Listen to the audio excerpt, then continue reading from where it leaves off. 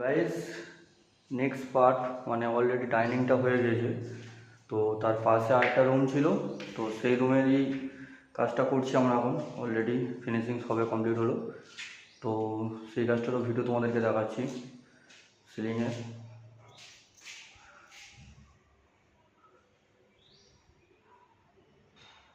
চারি সাইডে 16 ইঞ্চি ট্রে করা হয়েছে।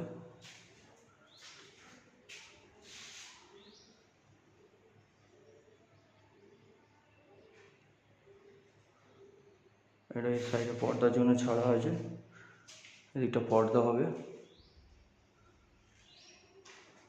মেন সিলিং করা হয়েছে।